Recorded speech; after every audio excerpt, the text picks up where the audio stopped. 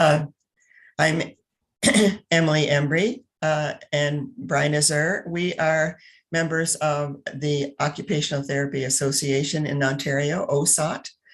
It's called Ontario Society of OT. And we are retired OTs, and we asked OSOT to allow us to have a team as retired OTs. And when we started this team back in the fall, we tried to figure out how to get something going as a team. And we decided Briana has a lot of experience with Age Friendly. She's been doing it for years with Waterloo. So she suggested that we encourage other OTs, retired OTs in Ontario, to get involved with Age Friendly communities. And that's what we're working on now. So I'll bring up my slide. Is that okay? Yep. And welcome to you both. And now that you know how to do that, bring it up and fill the screen, and away you go. Okay, thank you.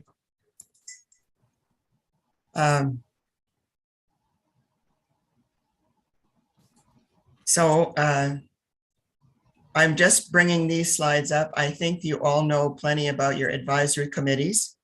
Probably don't have to go through all those.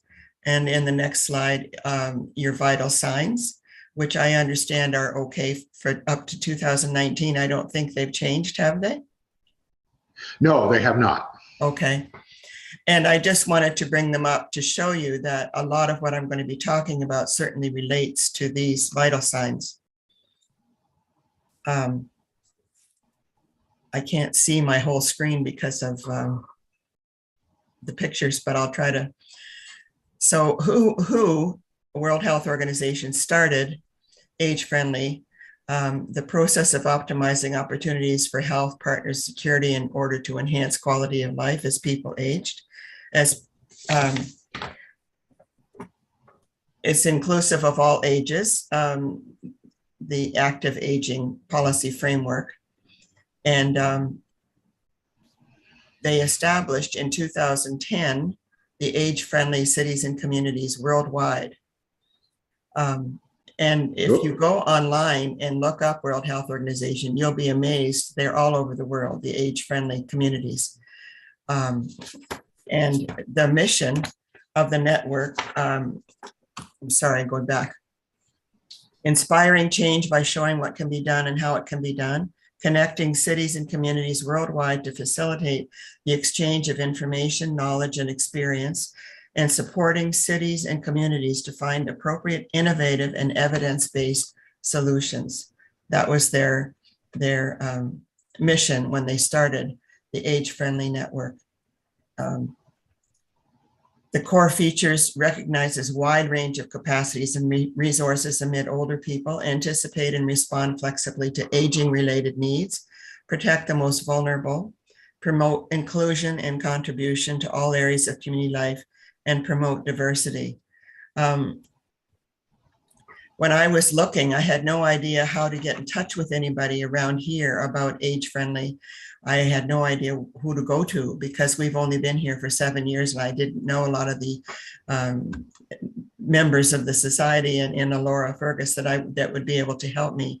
So I contacted the MSAA by email, and they sent back information, the Seniors and Accessibility, that they actually fund and support Ontario Age Friendly Communities AFC outreach program. And AFC outreach program is meant to increase awareness of age-friendly planning principles. So they share their ideas across Ontario, the people that have age-friendly communities, increase the access to best practice research and information, increase connectivity between age-friendly community initiatives to enable the spread of promising practice and collective response to emerging gaps, and they increase the capacity of age-friendly community initiatives to plan, implement, evaluate, and sustain age-friendly activities.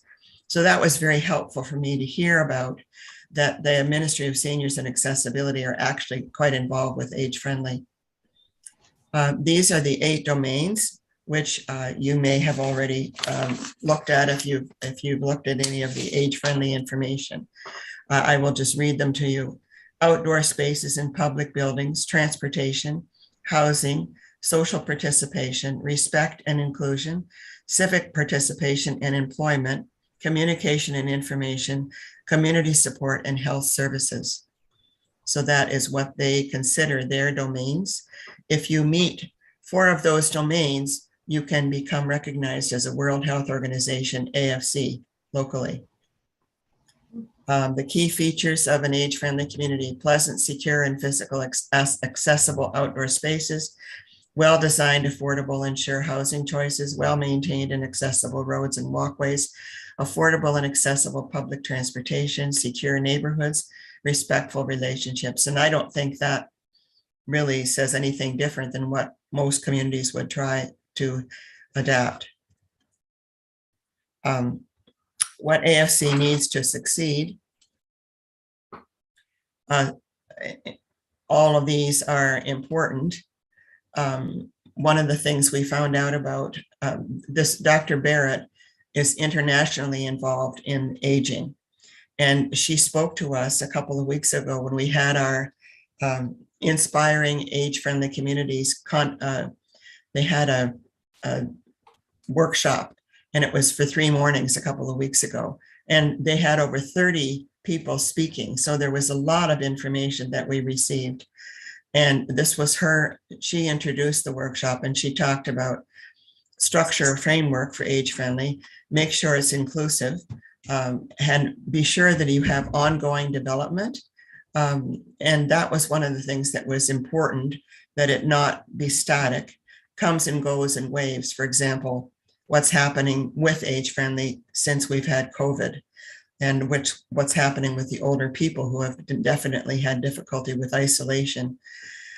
Federal and provincial funding, cultural compatibility, bringing together marginalized groups, intergenerational support, and engagement with groups who represent diverse populations.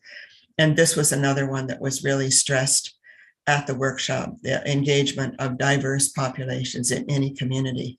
And they went through all the different diverse populations they could think of and presented issues.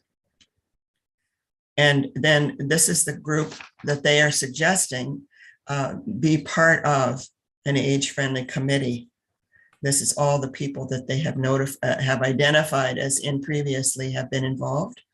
But we could have a committee with anybody that you would like to include in Laura Ferguson, Center Wellington. But this gives an idea of how diverse the committee could be. The framework for a successful one, I guess, is how it's planned.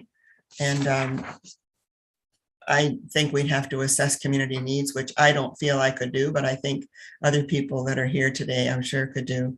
Create an environment that enables and find the right leaders, encourage public participation and collaboration, utilize AFC Community Planning Toolkit, and that is online. They have a lot of information online, but the AFC Community Planning Toolkit is very important for success. And review the AFC planning questions and diverse population addendum. Evaluation should be integrated into a development plan, and that seems to be very important, that the success we're having as an age-friendly community has to be evaluated on a regular basis in order for them to move forward and for it to stay active and to develop an action plan. Okay, that's all I'm going to say. And I will move on now to Briana, and she will talk about age-friendly in Waterloo. Oops, see you flip back to the next. Yeah.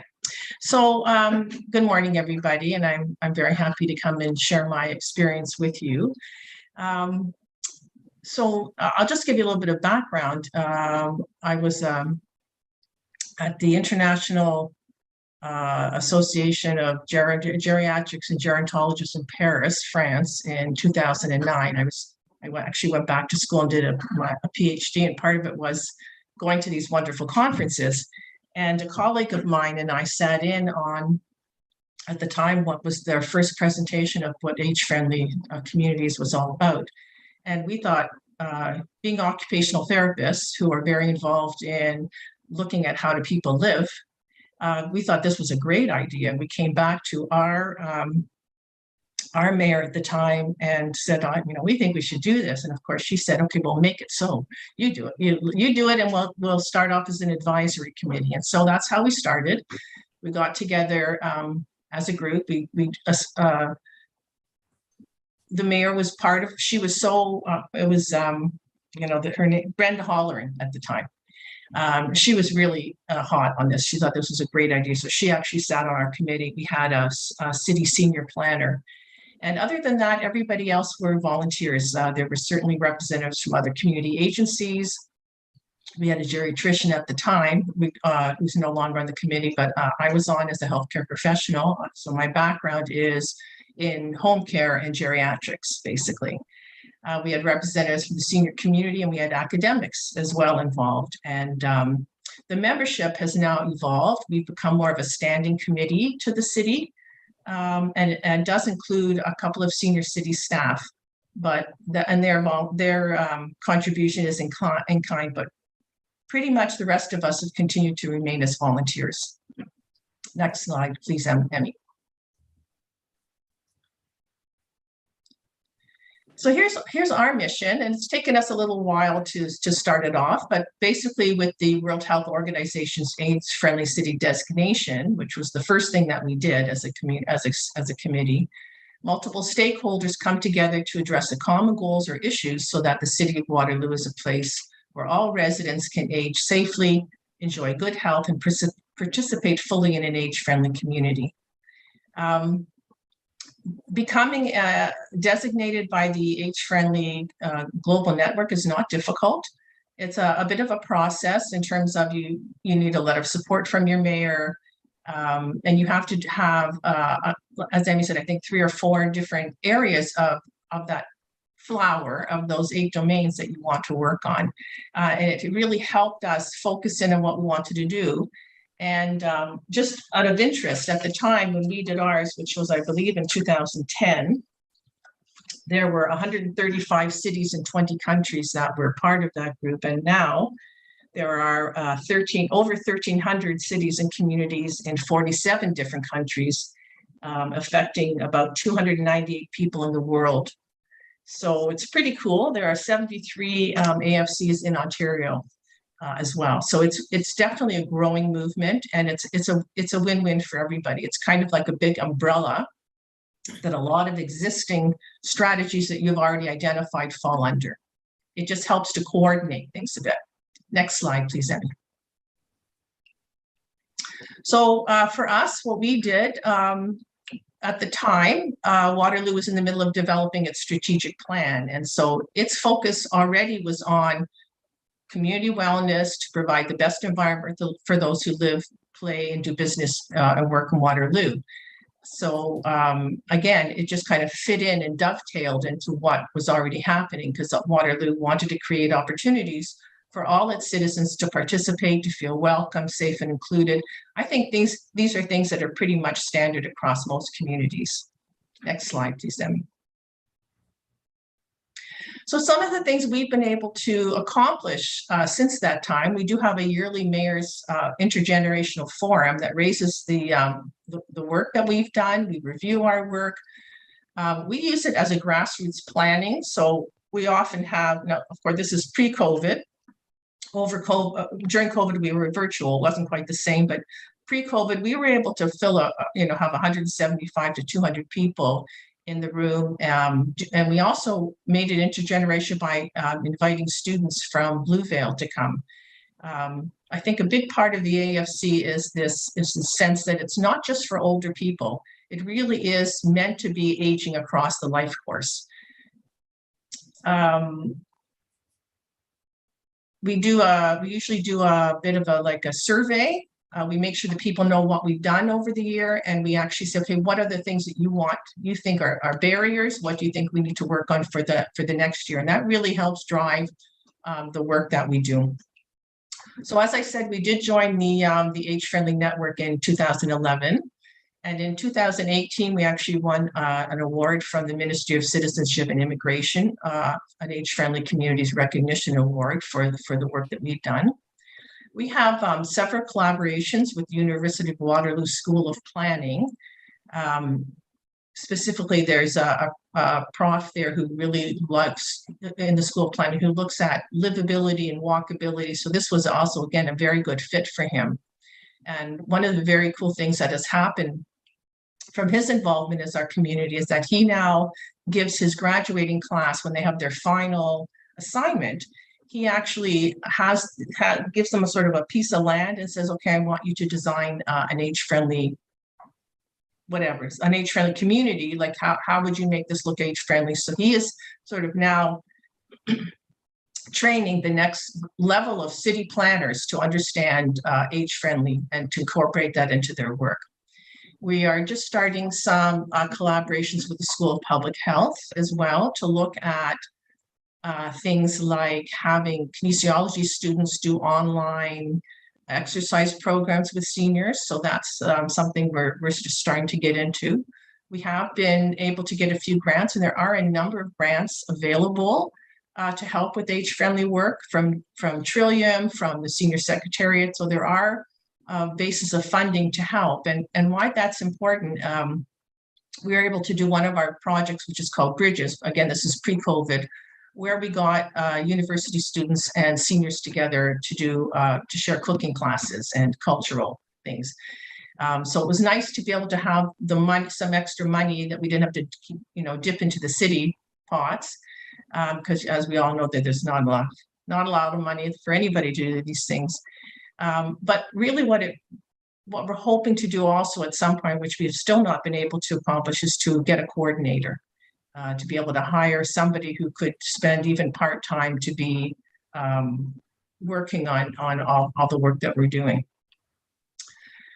In the last city plan, actually, we were able to really influence the strategic plan under the pillar of equity, inclusion, and belonging, and addressing the needs of an aging population through responsive development, programming, and communication strategies is actually now embedded in the city's strategic plan. And so the City of Waterloo is really starting to use an age-friendly lens in all the decisions they're making. We are in the process of helping to come up with a decision-making tool that will help different departments when they're doing their work to say, okay, are we inclusive in this? And again, what I want to stress here is that the age-friendly lens is not necessarily only elder for the elder population, but it really is inclusive. So for example, if you're building ramps, a ramp is good for a teenager in a wheelchair, or a senior with a walker, or a mother with a stroller. Like, there is that sort of broader look at making at inclusivity and making things friendly for everybody. Next slide, please. Some of the things that we've, I call them deliverables, the hard things that we've been able to do. We've developed an aging well directory. And I should say that one of the things that we're very lucky with by having John Lewis, who's a professor from the University of Waterloo, on our committee, is that he often involves students who are looking for projects. And so they sometimes will take on the lead of something and then develop something for us to use. So that's been a fabulous partnership. So we do have an aging well directory. We have worked with Grand River Transit in providing a ride-a-bus program. So we are trying to advocate with Grand River Transit for free fares for seniors. We haven't quite been successful yet, but still working on it. And we had a big part to play in where all the ion stations were as well when that was happening. So we had a representative from our committee on their committee. But the Ride a Bus program is a program that we use every year, where we try and encourage seniors to learn how to ride the bus. We've developed a social isolation guide that can be used for anywhere in the community. We have a wellness calendar. We have come up with a housing directory that lists affordable housing, and yearly, again, that's having to be updated. We have now a Tri-City Age-Friendly Network with Cambridge and with Kitchener, so we are partnering with them, again, trying to be more inclusive and not spin our wheels by ourselves. We have our Senior of the Year award that we're responsible for, which is a fun way to involve the community. I'm not sure if you're familiar with Healthline. You are actually probably because WW stands for Water to Wellington. Each LIN, they know they've changed their name, but each LIN has like what they call its helpline, and it's a way for like an online way of searching for services, very text heavy. And so we were able to give some feedback and say, okay, this is not going to work for our seniors. And so they then developed an age-friendly portal where you basically just go in and click on the age-friendly button, and instead of seeing a list of all the links, you will actually have little buttons. You know, here are the exercise programs you can go, and this is who will get your groceries for, these kinds of things. So I believe you are entitled to that. I'd have to look into it. I mean, I think it's on the same, I think it's the same, we're in the same LIN, are we not? I think we are. Okay, so the UW School of Planning, as I was telling you about, has their program, and we actually often go in and adjudicate for that class what the projects that they've done. So people from our committee will then go back and give feedback to the students. So it's a really nice collaboration. We were also a member of the Regional Council for the new pavilion that we've put in here. So we have, it's also very nice now that other departments within the city, when they're doing their planning, will come to our group and say, you know, looking for our feedback, is there a way to make this work more age-friendly? So it's quite gratifying from that perspective. Hey, Emmy, I don't know if there's another one. So the keys to our success that I can share with you is that we had a very strong support of the mayor and the city staff. And I think without that, and I will tell you, I've been involved in this since, like I said, 2009, and I've seen groups come and go. And one of the members on our committee is from Guelph, and that's exactly what's happened, is that if you don't have somehow things driving the next project or some way of evaluating your work or keeping it, it just sort of goes by the wayside and stalls. So you really do need to have people who are committed. You need to have a champion involved. Our group of volunteers have worked quite passionately to touch and enrich the lives of others. And the residents of the city are also embracing initiative to ensure that Waterloo is age-friendly. So when we have our forums, they're really well attended. It's quite nice to see. And we do really make a point of collaborating with other community stakeholders.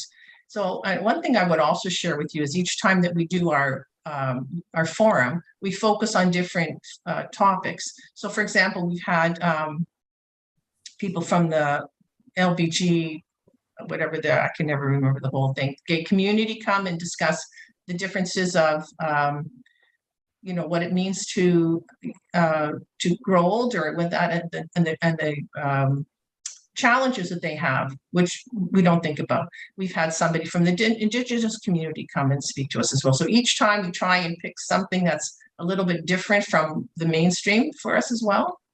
And that's been really nice as well. I don't know if do I have anything else there? Let me, that might be it. Yeah. So we put up some websites here for you if you want to have a look at them. Are you going to address this one, Emmy? Just these were kind of ones that we've had before.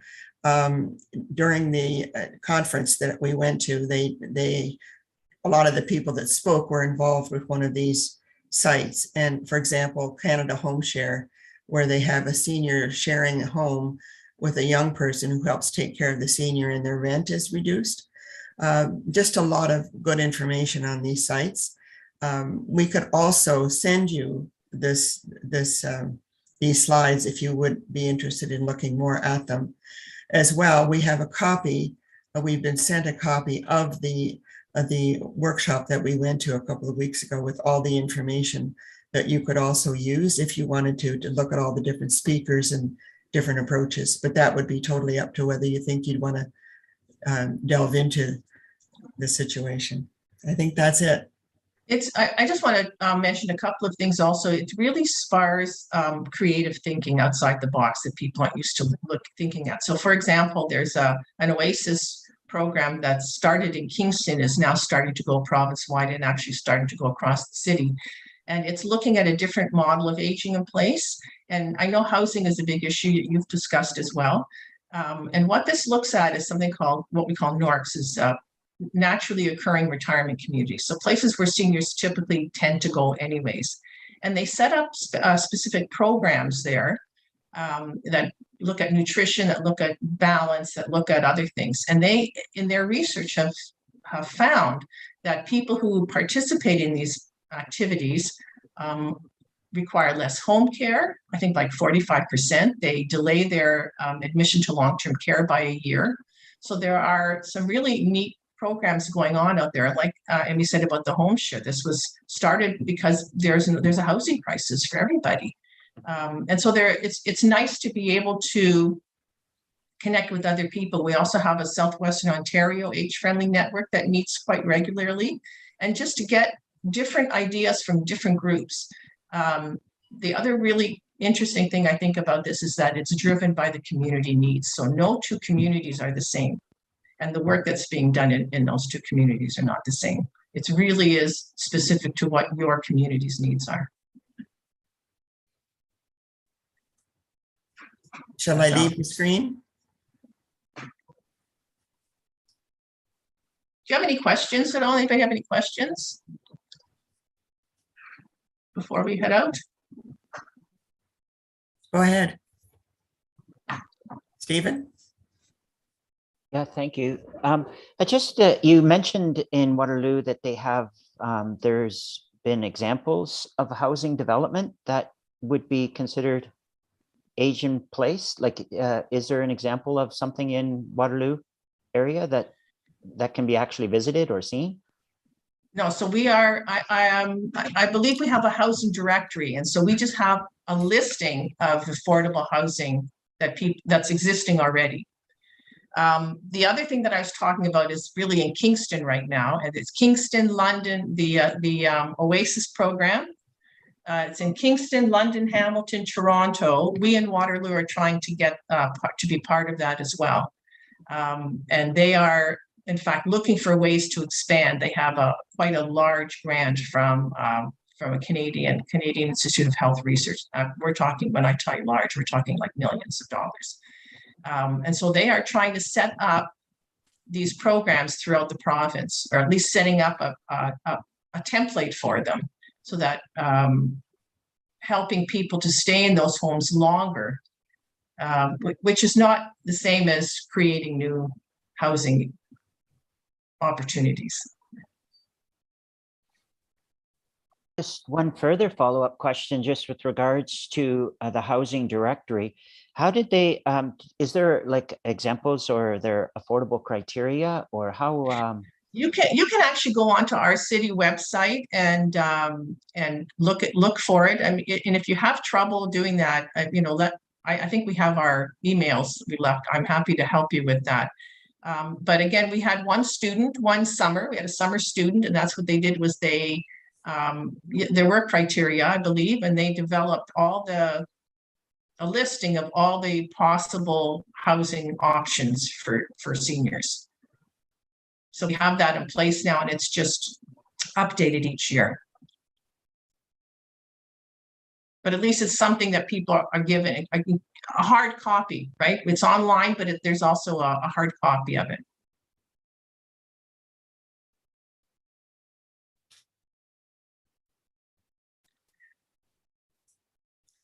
Ian? Oh, yes, a quick question. Are there, I guess, Ontario guidelines that the province has put out for developers, that these are the minimum standards we want to see in all new home construction that helps for aging in place? No, I don't believe so. I mean, the Canada Mortgage and Housing has something, I think, but I don't think there are building codes. I don't think they're like by law, you have to do these things, as far as I understand. But I know CMHA does have something there, CMHA does have sort of a listing, or, ways to make units more age friendly, putting in grab bars, how much room there should be, where the light switches should be, that kind of thing. Thank you. Stephen? And just to follow up with that, the Canadian Home Builders Association has started an entire, I'll call it, program for renovators and builders to help or develop housing for aging in place. And it's really quite interesting because it's a program of professional development for builders and renovators to learn how to build these age in place units that follow, of course, all the criteria and requirements that are code related items. So there is some movement on the home builder side at the national level with regards to these programs. So That's good. and then just with the housing itself, I guess, is there like, I guess it does the program that you operate or run, is there like affordability incentives that are directed by your group towards developments within the community that will, I guess, somewhat incentivize developments and builders for this type of housing? So I believe, since one of the members of our group that's been there for a very long time was the senior city planner. And I believe that in new developments, there's a certain percentage of units that are supposed to be designated as affordable housing. I'm not 100% sure. I'm pretty sure. I can certainly get you to connect with Scott Amos, who is the person he's now retired from the city, but he continues to sit on our committee because he's, again, so passionate about it. So, or you can certainly contact the planners at the city, but I'm pretty sure that with new developments, they have to have a certain percentage of their units be deemed affordable housing.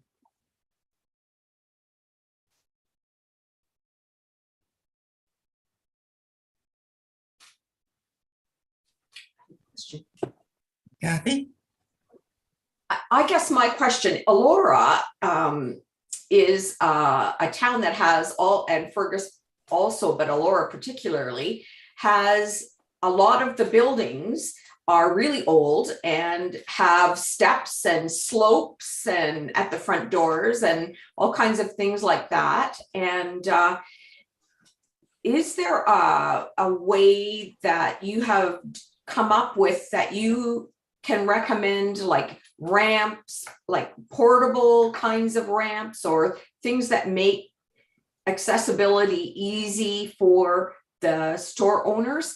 Because I worked with the Heritage Committee for many years and been involved in some workshops, but it's a real challenge for when there are small doorways and steps as you come in, and like it's a challenge to help the store owners to come up with accessibility when you have really old buildings.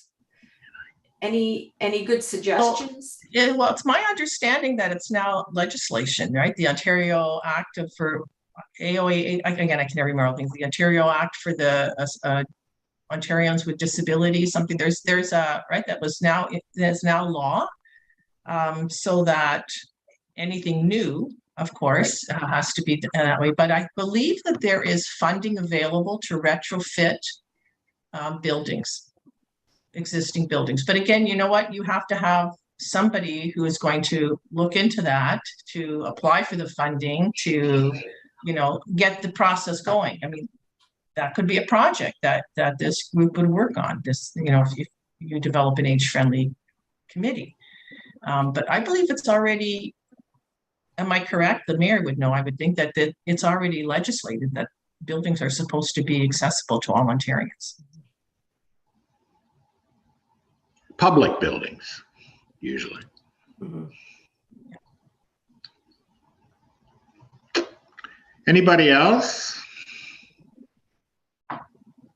I have to say, Devlin, just so you know, my screen blacked out about 10 minutes ago, so I've missed. Oh dear. I can't see your faces. I can hear, still have audio, and I can know who's talking, but I can't see anything. And sadly, I missed the last little bit of the presentation as well. So forgive me for that. I'm a little bit of a disadvantage here. I do have a couple of questions and a couple of comments, though. First question is, I just want to be clear, is your group a formal advisory committee to the City Council? So our group actually began as an advisory committee, but we are now actually a standing committee Standing. for city council. Yeah. Okay, so that's even got more status than advisory Yeah. committee. And Exactly. as such, do you play a formal role, or are you a formal part of the land use planning process in the city?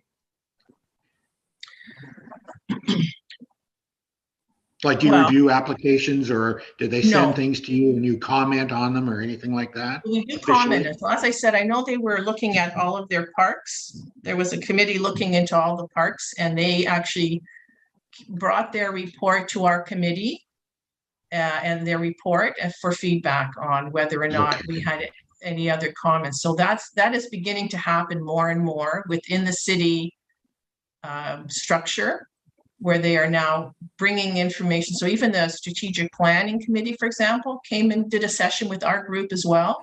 So there are,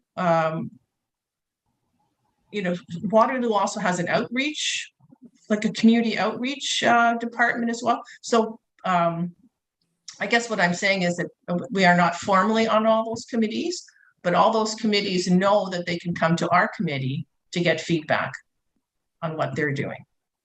Okay, so that's similar to the structure we have here with this committee, and so it's not a mandatory thing that you're consulted, but it seems to be part of the culture that you're going to be consulted more and more on things that seem to work for you. Okay. That's correct. And by the, like I said, one of our forward projects, we haven't started on this yet, is developing a tool. And I'm pretty sure that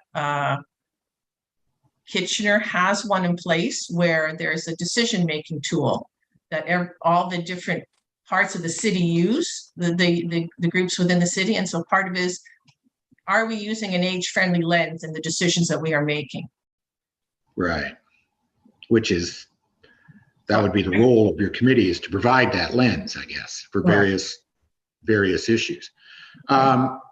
So just a couple of comments. You started your conversation or your presentation by referencing the vital signs for the community. And that's very interesting to me. In this community, Vital Signs is a project of what's called the Center Wellington Community Foundation. They lead it, they coordinate it, they produce it. And then it's available, that document, for use by the municipality, by agencies, and so on. I know for a fact, because I'm on their board, they would love to hear the very presentation that you gave this committee today, their board, because they love nothing better than to see how, in fact, those vital signs are being used in the community in any kind of formal or structured way. So just a suggestion, you might want to go to the Center Wellington Community Foundation website, and if you wanted to make contact with the executive director, you probably would get an invitation to speak to a board meeting in the near future and go through what you've done here. So that's just a thought, I throw it out there. And the other thing on Steve, I think Steve Wright's question about incentives in Waterloo for age-friendly housing, Waterloo, if I read it correctly, just approved an affordable housing strategy. The city did at its last council meeting, so earlier this week, and a number of strategic things and pillars. And it would be very interesting to see. I wasn't looking when I looked at it, but it may well be that there's some kind of age-friendly language in that document, which would then impact on the development of affordable housing measures that they're going to start on in the city very soon, based on that document. So they're basically at the point, maybe a little further behind us. We have the strategy and we're trying to implement specific measures. They're going to get to that, and it'd be interesting to see whether or not age-friendly is baked into that mix. I presume it is, based on what you've said. I'm pretty sure it is, because I remember that they came to our committee. And so we did have some, and of course, Scott Amos, who was a city guy, had a whole bunch of things to add to it. So yes, I believe it will be included. And then therefore that gives it some basis going forward when you get into specific incentives and programs that relate to that issue. So it's a model. I gather maybe that's why Brett has you here, and I thought I saw him come in. He can speak to it, but there may be some application in Center Wellington to having a similar group established, or becoming maybe part of this group as a representative. Who can say? But anyway, I can see how that's baked into what happens in the city, and it might be a good example for us going forward. So I just throw that out there. And the other thing about the Center Wellington Community Foundation, if in fact something gets established in Center Wellington along your lines, they are a source of funding for that kind of thing as well. So just throwing that out. I spoke to Kirk McElwain about this committee, and Mayor Kelly suggested that we present to this committee. Kirk McElwain was saying there might be another committee that would be more appropriate, but I don't know enough about all your committees to be able to say if that's correct or not. Well, this committee is appropriate, I think, for this, but I'm just saying that there's another organization out there that would be very interesting to hear from you as well. So anyway, you can find that out. Does anybody else have any comments or questions on this? It's a fascinating subject. And again, I can't see you, so if you want to say something, you're going to have to tell me. Sorry about that. All right, nothing else? No, Brian had his hand up. Question. Oh, okay. Somebody, please. Yes, Amy, I was going to ask, have you been in conversation with the seniors organization? Because we have a well-established seniors, both facility and body of people. Are you talking about the Victoria Park not seniors? Of course, exclusive to Fergus. Are you I'm talking assuming about- that you're. Sorry, are you talking about the Victoria Park seniors? Yeah. Yes, I talked to Catherine there, and she said that if we got a committee started, Yes. she would very much like to have someone from their board on the committee, from the Victoria Park Great. Senior Center board. She thought it would be appropriate. They have a wonderful. Yeah. Well, I strongly encourage. That's a great relationship to develop. Don, Kelly Thank you. here. Can you hear me, Don? Yes, I can. Okay. Yeah. So quick comment. I think the Wellington County has an accessibility committee. There'd be a ton of overlap between any committee that we'd set up at Center Wellington and the county's accessibility committee. I think it probably makes sense for Emily and Briana to speak to the county's accessibility committee, because that covers the whole county, and everything we talked about here as far as aging in place and accessibility, that's their whole mandate. And they have dollars associated with supporting all 7 municipalities in the county of Wellington on things like that. So I'd suggest that that's the better place to start. There's no reason, I don't think, for Center Wellington to set something up separately than what the county has already. So if you're interested in that, Briana and Emily, I can make sure that you have the contact information of the person who establishes the agenda for the accessibility committee from the county's perspective. And I'd suggest that that's probably a good place to go next, because I think it makes sense to, like, your mandate and what you're talking about is a little broader than just accessibility, but I think that's good. And I think that's where that committee has to go next. They've covered off a lot of the low-hanging fruit already across the county, but now if they can focus more on age-friendly communities, all 7 member municipalities are dealing with the same thing. So if you're open to that, I can make sure that you have that information. And we would just contact them ourselves, or you would contact No, them? I'd make the connection. Sure, that sounds like a great idea. So one thing I will share with you is that we did amalgamate with a number of different committees that were already existing in Waterloo for the same reason. So we just sort of pooled our resources together. Like there was a senior safety strategy, there was an older adult strategy, there were a number of other things that had already been in place, and we just rolled them all together. So we are kind of all working together on the same group. Okay. Well, this all sounds very promising and very exciting. Don, just one. Anybody else? Yeah, hi, Don. Sorry?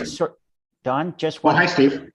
One further question, and Yep. hopefully it's not too granular at this stage of the meeting, but is there any indication of demand or unfilled demand that your work, Briana, has done, or with the center with Waterloo? Is there an idea, or Are you talking about like housing demand? demand? Sorry, demand for a number of units. Like, is there any study, or like your involvement with the University of Waterloo planning, they might have done that type of information, or it would be interesting to know the type, like the number of people who are going unserviced with this type of housing. I think because housing is regional, it's a regional thing. Are you part of the same Waterloo region that we are? No. You haven't, no. So I think so. Housing actually is more of a regional responsibility. So I know that there's somebody from our committee who sits on their committee. I would suspect that there is information available through the region of Waterloo on that kind of information of what the need is for affordable housing. I suspect there is. I don't have it at my fingertips, but I would expect that there is. Okay, thank you. Good luck, everybody. So Thank I'm you. not sure how how we would get a committee started. Are you saying it's a possibility that we could?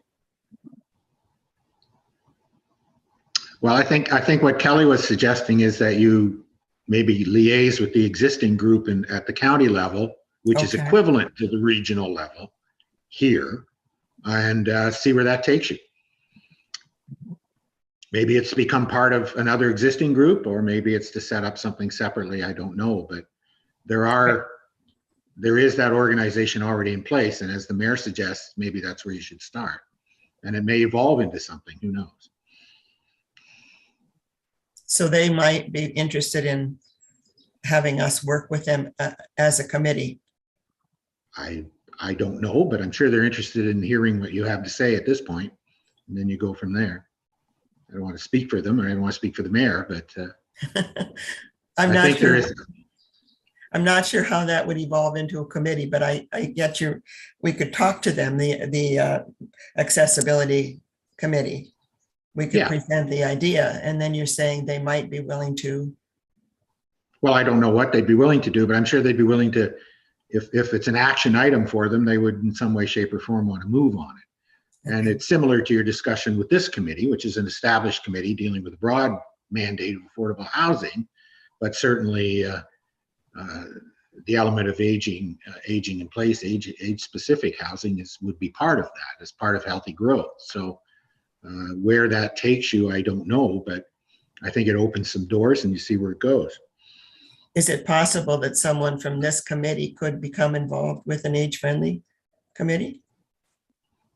Possibly, or it might work the other way around too. Again, we don't know, Okay. but you've started everybody thinking. I think that was the purpose of today, if I'm not mistaken, and it is a lens that somehow, in some way, shape, or form, I think needs to be applied to these issues, these planning issues, these ongoing issues. As the mayor says, it's common everywhere, and how that actually operationalizes, I suppose, remains to be seen. Well, pleasure to meet you all. Have a great day. Thank you so much. Thanks for listening to us. It was our pleasure. Okay. The next thing on the agenda, we have no reports. Working group updates. Financial. I'll speak on behalf of the financial incentive group. I think Hey, Brett.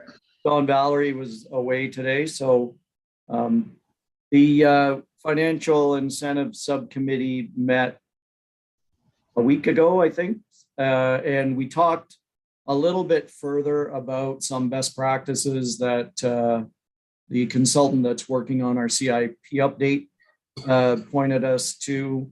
And the discussion there was that some of the larger municipalities are, the Barries, Bellevilles, are using very, very significant development charge related incentives in terms of grants that are the equivalent of 100% of the development charges that might be owing on an affordable housing project. And amongst the financial incentive committee, subcommittee, there was a consensus, I think, that the township, has in its strategic plan for growth to pay for growth. And it would be difficult for us to envision or make a recommendation that our incentives be that lucrative, that they would grant 100% of DCs on a project. So we moved on a little bit from looking at those kind of incentives. And we've started with a preliminary discussion about other types of financial incentives that the township might get involved in. And that would include things like looking at our cash in lieu of parkland and those other kind of fees that apply to development.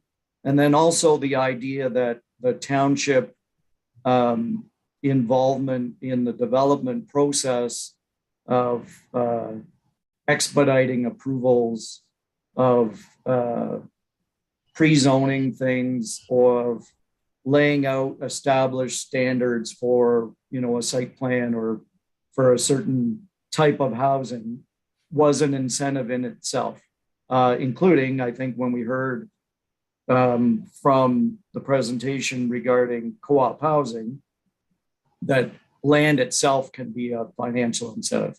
So those are the things that we're going to start talking about next. We didn't get a lot of time to discuss it at our last meeting, but that's sort of where we're going to shift our focus now that we've had a pretty thorough discussion of community improvement plan. Okay. So stay tuned. Stay tuned. Okay. Policy and zoning.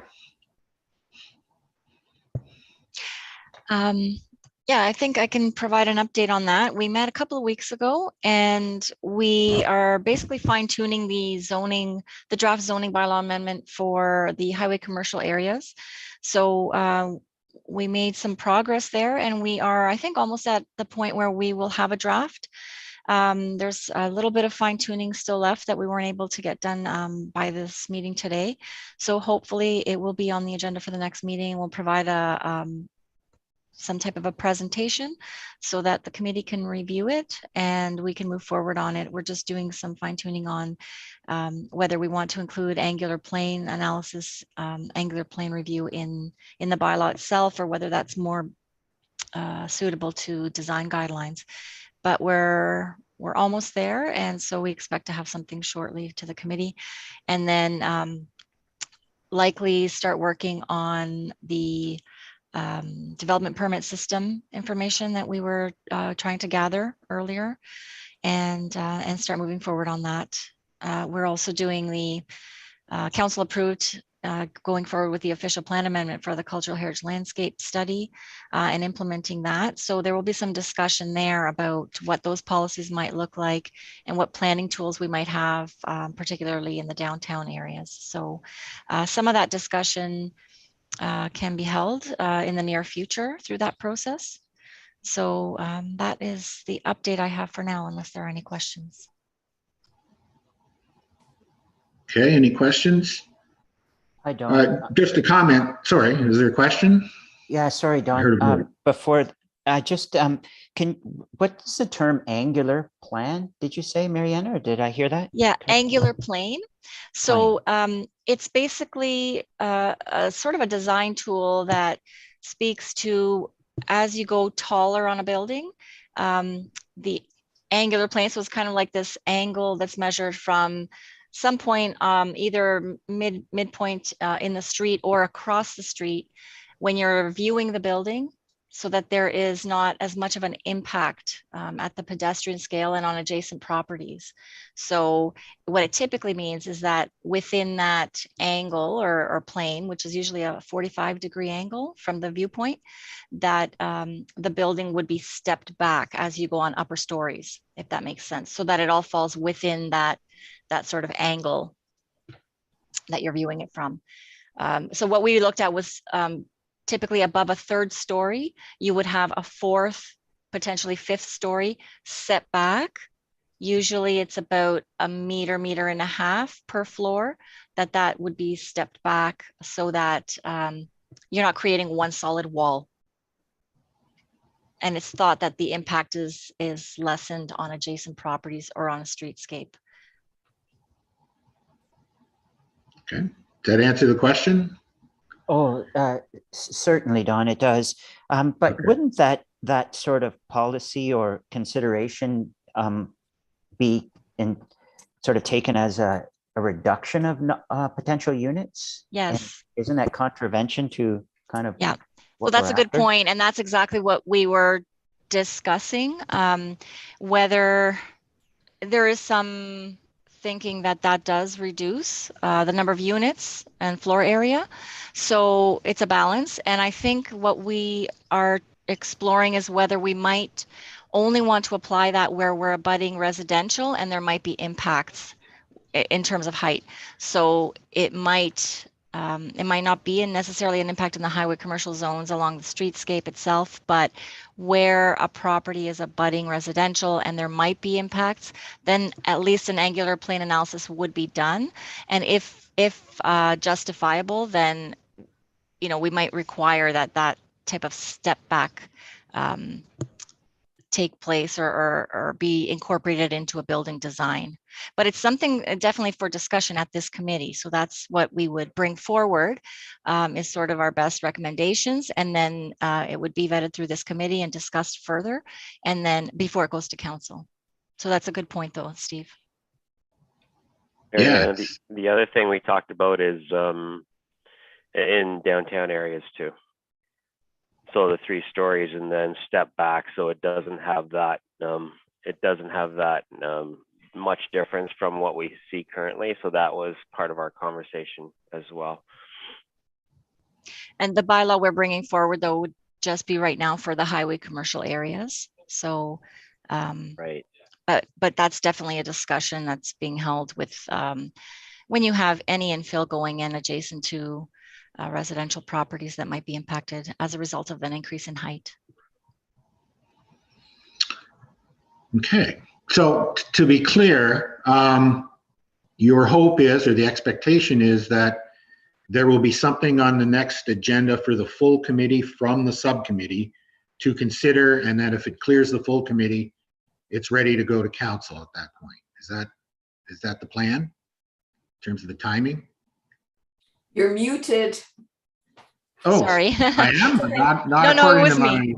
Sorry. Oh, okay. Yes, to clarify, that's the plan, is to have the draft bylaw on the agenda and a presentation from staff at the next meeting. At the next meeting of the full committee. Okay. That's And then right. between now and then, there'll be one more committee meeting of the subcommittee as well, right? Just to Yes. finalize all that. Okay. Yes. And if I can go back maybe to Brett, just on this, what's some potential timing from finance? Is there, the clock is ticking. Is there any idea of when something may be able to come forward to this committee and then on to council in the near future? Any idea on that?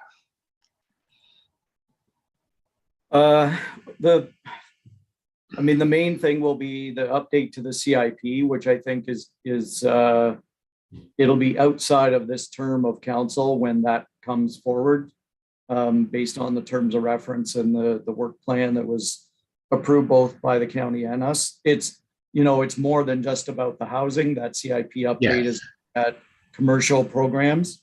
Some of the other things that we're just starting to look at, we might be able to get some traction on those. I don't have a clear idea yet. Probably after our next meeting of that group, we'll have some details on some of the more recent things that we just talked about.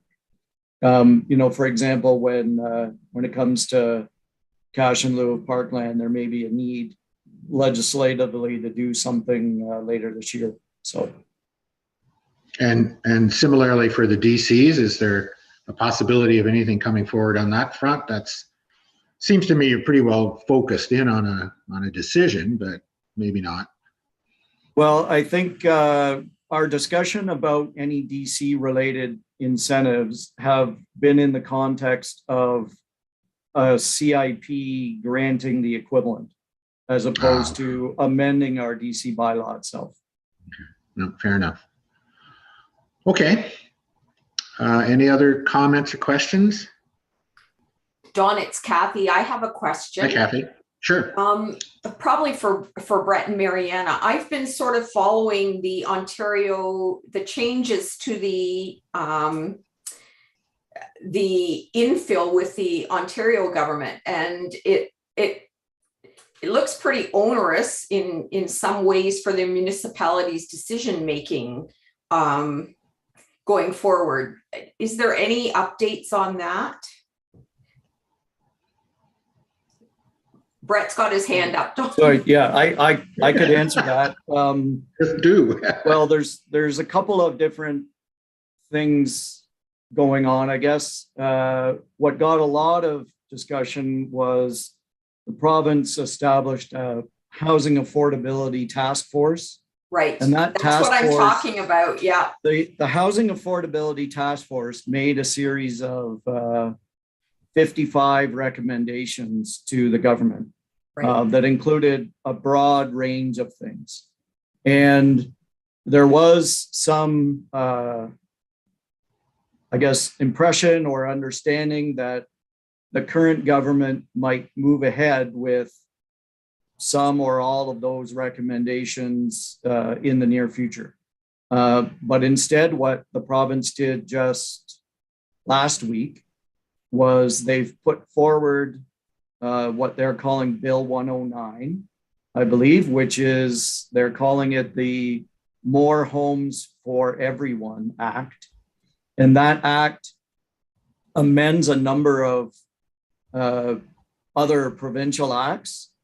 But the one that has captured the attention of people in the planning area is there are changes to the Planning Act that the province is proposing. It's not past legislation. It's out there for public consultation. They are suggesting that if a site plan application, for example, isn't approved within 60 days, that we would have, the municipality would start being required to refund fees for that application. So the objective is to speed up approvals, but I can say, being the one responsible for site plan approval, that approving a site plan in 60 days is close to impossible. And, even if I look at examples of applications where things went very smoothly, they don't get approved in 60 days. So that's a bit of concern that I have. The other one is a zoning bylaw amendment. Mm-hmm. There's provision, and I think similarly an official plan amendment. And this would apply to applications that were filed after January 1st of 2023 in both cases. If council doesn't make a decision on a zoning amendment within 90 days, then again, the applicant is entitled to a refund of fees on a scale that starts with 50%. And then after a little bit more time, then it becomes, I think, 75%. And then after more time, then it's a full refund. So it will be very onerous for municipalities to meet that requirement. Currently, if an application doesn't get approved or a decision made in 90 days, the applicant has the opportunity to file an appeal with the Ontario Land Tribunal. Mm-hmm. And most people know that because that process itself might take a long time to get a hearing, very rarely does that appeal get triggered after 90 days. But to add the new sort of penalty to municipalities, if we don't approve a zoning amendment in 90 days, will be very burdensome. So I think we'll have to send some comments on behalf of the municipality before the comment period runs out. Those measures in particular, it seems to me that they're very punitive for municipalities, and the timelines are not particularly realistic. I know, I understand the objective is to approve things faster. But unless there's a big change in the entire sort of system, if you could imagine if we had, you know, something where we needed a noise study to be done as part of site plan approval, and we had to engage a noise expert to peer review a report, very difficult to imagine that that can happen in 60 days. So there's some big challenges there that I see. On top, but in terms of the housing affordability task force recommendations, what the province has said is they will I guess, assuming they continue to be the government over the next period of their term, they will bring forward specific recommendations every year on a yearly basis. So that part of it we'll have to wait and see. Some of the more, I guess, extreme recommendations that were in that task force, like zoning reform and changing heritage rules, were a little more extreme. So we'll see what happens at the province with those things. But for now, they've put out Bill 109, and it's fairly modest changes. But again, as I say, for the ones that affect the municipality, it's the refund of fees that concerns me the most and should concern council. Thank you. Okay, I think it's just in broad strokes. What they've done is push concrete stuff back to the municipalities, and I guess left the other recommendations still up in the air. A lot of those recommendations mirrored the kind of things we're looking at, but a lot went further as well.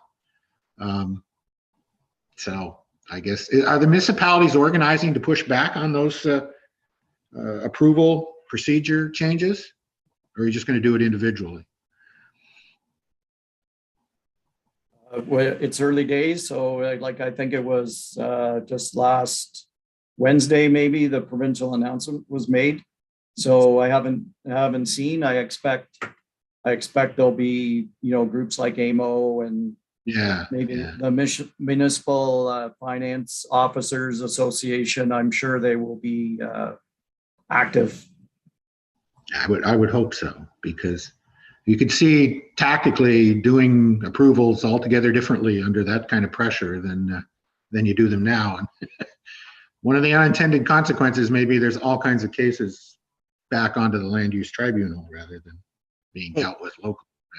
Excuse me, Don, just a comment with that before we break off of that. Yeah. Maybe we should be embracing the concept of what that task force proposal made. And maybe this should be something that this committee should look at with municipal officials here to see the viability of some of the aspects of what they're saying, because I do understand in this act too as well, is that municipalities who conform or do improvements over some of these policies can be financially incentivized or awarded to as well. So you know what, maybe there is something to this whole act that we should maybe be looking at, and maybe it is a good opportunity for the community to be looking at changes to the Planning Act to make things more expedited and quicker. Because one of the reports, or part of the reports, was that every delay that is caused in municipal planning or county planning or any of the Planning Act is costing money, and that's contributing to the overall affordability of housing. So maybe the guidelines have been written for us, and maybe as a healthy growth committee, we can look at these things to consider versus saying, oh, we got to push back. Maybe we should be just looking at it and seeing how we can work with it. That's the comment that I have with it. I think that's an excellent comment, and certainly the whole thrust of streamlining and expediting the approval process, I think we all agree to that, and we always have. And I think it'd be a great thing to look maybe in more detail as to how precisely the new rules might impact your standard application. However, I mean, I think there's probably a limit to, as Brett says, there's a limit physically to how fast you can turn these things around in the real world. And you got to find that sweet spot. And maybe if we examined it or we had presentations on it from municipal people as well as developers and so on, you might be able to find that sweet spot. There's no doubt, as a healthy growth committee, whether we do it this time or if we exist next time, we should be looking at always streamlining and expediting the approval processes. And I don't think we've lost track of that. But, you know, at some point, there is a time that's required under any circumstances. And the question is, have they abridged it too much? So that's certainly a good idea to look at. And I certainly would be thrilled to do that. I don't know in terms of our remaining term when the time would be ripe to do that. But if Senator Wellington was going to submit a formal comment response on the draft bill, it might be an idea to run that by this committee for consideration and comment before it goes out. But I guess that's up to council and that's up to the planning staff. But that certainly is a good idea as far as I'm concerned. So, and it does fall within our mandate for sure. Anything else? Again, I can't, I apologize. I don't know what happened, but I can hear you, but I can't see you. So if nobody is saying anything, I guess it's time to adjourn. I'll remind everybody our next meeting. Oh, sorry, Brian. Sorry. Just two quick things. Did anyone have problems during this meeting with voices breaking up, or am I looking at my own system here? No. Voice worked perfectly for me, but my video died. I lost people a lot. I mean, I got the gist of everything. I'm just curious as to whether okay. So my question is to Mariana. When is the next meeting? I'd like of the zoning and policy group. I'll just look that up quickly here for you. It looks like it is scheduled for the 21st. Or you can send me a text or an email. I don't care. April 21st, 9 o'clock. Thank you. You're welcome. Okay, and I think if I remember correctly, our next full meeting on May the 4th will be in person under current conditions unless something changes. Is that correct, Devlin? That Anybody? is correct. Oh, okay. Hopefully we'll be in person on May the 4th, I believe. Yeah, Yes. And at the council chambers like we used to, and people still would be advised to wear masks, right? Correct. Okay, good. Well, we look forward to that. I hope that holds and we get to see everybody again, because it's been a long while, and I think my computer is telling me it's dying just in time at the end of the pandemic, and it's time to move on from Zoom meetings, but we'll see how that goes. Anybody else? Any comments? All right. Well, again, apologies for my lack of video, and thank you so much. Meeting is adjourned. Thanks, Don. See you, everyone. Thanks, guys. We'll see you. Thanks. Thank you, Don. Take care. Yep.